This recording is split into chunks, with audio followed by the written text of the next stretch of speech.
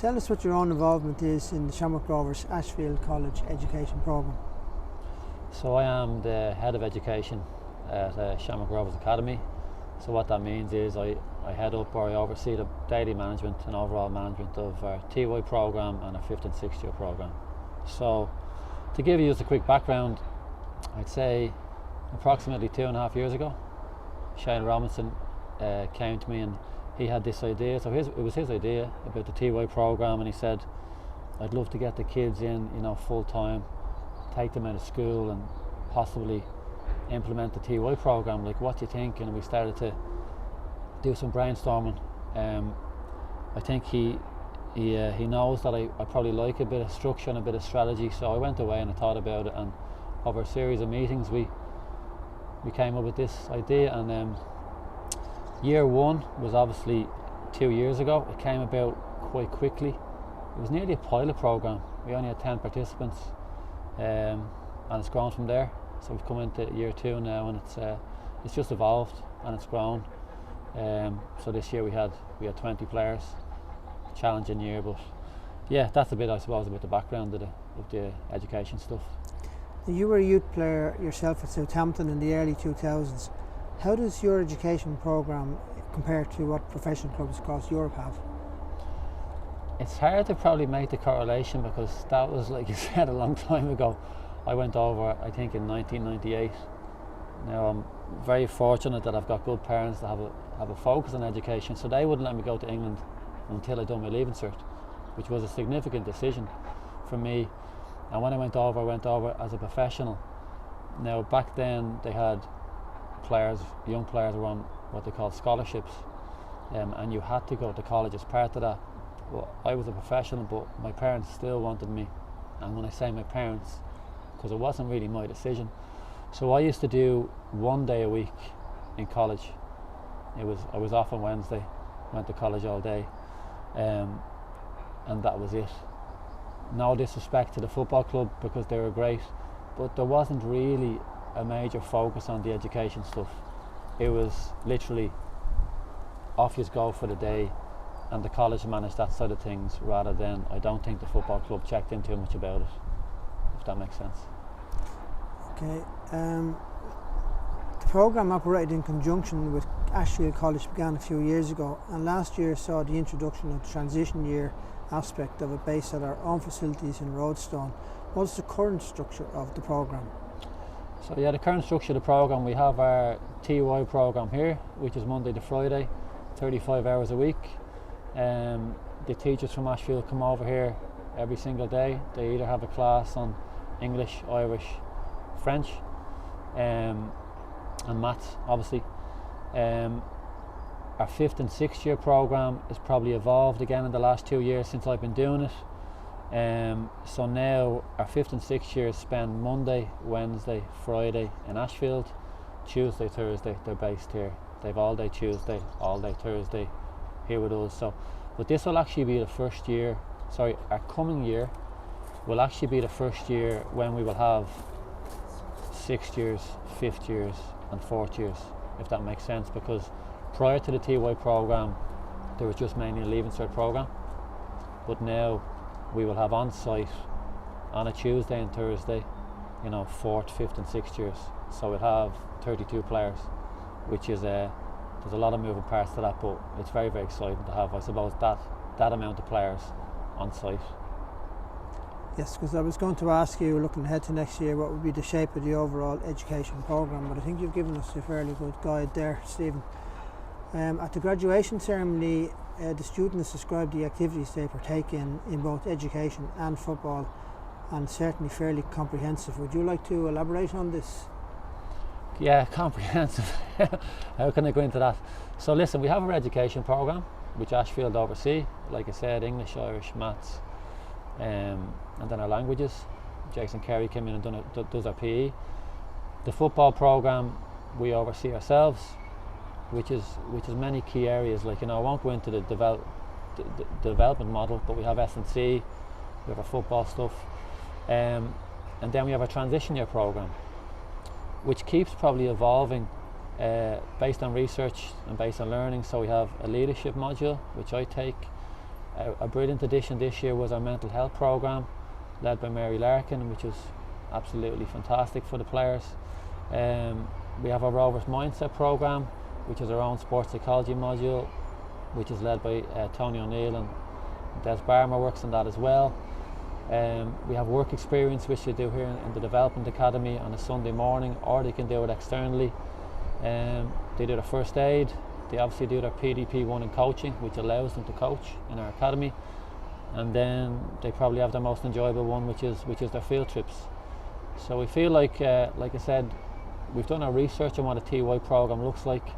So we feel like we're ticking most boxes there in relation to how we can help them grow, not just as footballers, but as teenagers as well, getting them out of their comfort zone and getting them outside of the facility for field trips and stuff like that is really, really important as well. And possibly a lot of students in education see the transition year as a DOS year. From what you know, are there advantages for students who run the Shamrock Rovers Ashfield College programme compared to those who are in transition year in colleges generally? Like, again, I have spoken to people about what TY looks like, so I'm not going to talk too much about what other schools do, but we've designed this based on our own knowledge and experience of what it looks like to develop a footballer, and then I suppose our own knowledge and research based on what a TY program looks like, and we've tried to combine the two and put education central to that as well, because based on research they do a little bit of education in TY, but not a whole lot. So we tried to keep that consistent through our program to help them with their 5th and 6th year cycle. We think that's really, really important. It's certainly not a DOS year here, because like I said last night in a graduation, we make it really, really challenging, because life as an elite athlete or as someone striving to be a professional footballer, it's bloody challenging. It's really, really hard.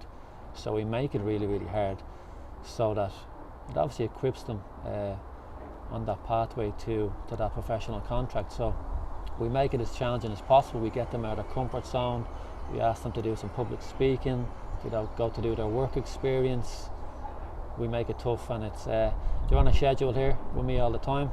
I'm pretty strict on my processes and systems and operations and stuff. So as soon as they walk in the door at 9:15, they're on a timetable, and we like to think routine and daily habits are really, really important.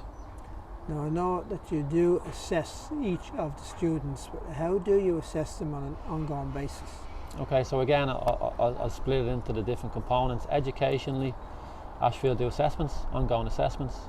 In the football development, we mainly test them in the S&C department, and our S&C team are really, really thorough. So we have a testing process where we do 5, 10, 20 metre agility, change of direction with them without the ball.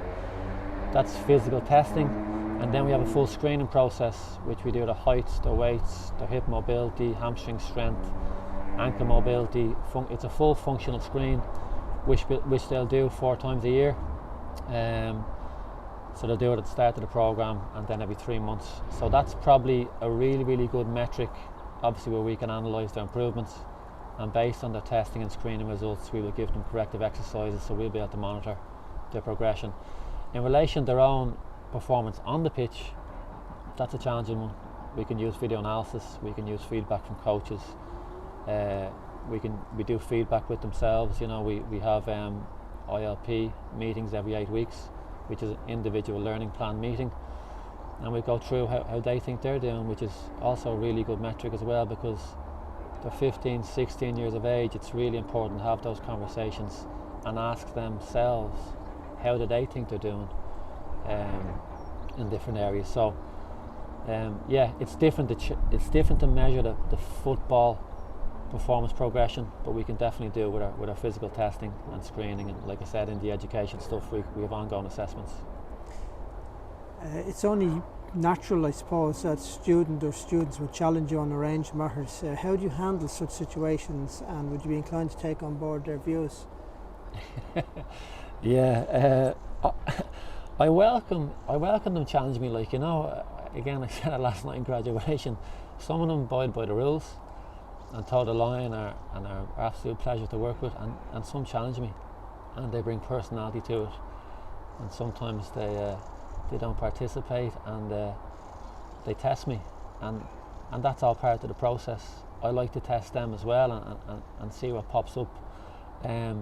Again, I nearly have a process with everything. If there ever is an incident where someone needs to be disciplined, we have our child welfare officer, Mags White. We have Shane Robertson, who's the head of the academy. So we have a process about how we go, how we deal with things, disciplinary issues, and they're 15, 16 years of age. They're approaching adolescence. Their bodies are evolving hormonally, etc., etc. So they're going to come in and they're going to be sulky, or they're going to be hormonal, and we have to have processes to deal with those behaviours and with those challenges. But like I said, I've loads of support, and in a nutshell, I probably welcomed that conflict, and I asked them to question me, and I nearly asked them every single day, you know, how they are, how they're feeling, has anyone got any issues with anything, and I'll say it privately, I'll say it publicly in front of the group, but I definitely welcome that conflict. I think it's very, very healthy with so many personalities and dynamics bouncing around. And what has the feedback been like from parents, guardians, etc.? Look, we had a graduation last night, and I was quite overwhelmed with the feedback I get from all the parents, you know, in the room, getting messages last night, late last night, today, and that's the really good stuff for me. You know, we're Shamrock Rovers, you know, we're a progressive, you know, elite academy, trying to produce, you know, footballers and progress them into our first team. But the human element of when you get, you know, thanked by a parent because their child is turned into a fine young person and their habits are changing at home, it's priceless. And I got so many of them last night in relation to, I don't recognise them, he or she has changed as a person, thanks so much. No mention of football, just thanks so much from a human element, and I actually get quite emotional because I'm passionate about it, and they're the little wins in this job, because talent development, it's challenging and it's ruthless at times, but when you're thanked by a parent, it's probably one of the best measurements of success that we could have. You certainly got emotional last night when you were reading your closing speech. How much time did you put into that? I probably put about 3 months into it, to be honest, because I'd look at it and something would come into my head and then something would happen, and I'm obsessed with the programme. I'm obsessed with making them better people and better players and better students. And I've got great people to bounce ideas off, like Joe is with me all the time, Shane Robertson, Ado, you know, Glenn in the office. But I did get emotional because it's emotional. It's an emotional game. It's an emotional. It's emotional business. We've got the lives of these young people in our hands. You know, when you're dealing with their education, you're dealing with their transition, you're dealing with their football. Like, we're mentors, we're teachers, we're coaches, we're everything to them. Sometimes they listen to us more than their parents. So I take that on my shoulders a lot. So it's definitely, if you're not emotional about that, I don't know, you're built different than me, I suppose. It's a very tough world out there, and would you agree that the students are better prepared for the challenges that lie ahead of them as a direct result of being participants on the TY programme? I hope so. Yeah, I hope so. Like we spoke about earlier on, we make it challenging. It's designed to be hard. I've worked in different industries, and the football industry, it's tough, it's unforgiving, it's ruthless, it's challenging. And that's probably the good part. That's probably the good side of it. So we've designed a programme like that so they can try to evolve and navigate their way through it. Outside of the football industry, I'd like to think that I can send any one of those young people into a job interview tomorrow based on their experience over the year, because they've been tested and they've learned so many different skills. So if they can transfer the football skills, the football learnings, the football or the transition learnings into things they do every single day in their lives outside of these gates, I think they will absolutely fine.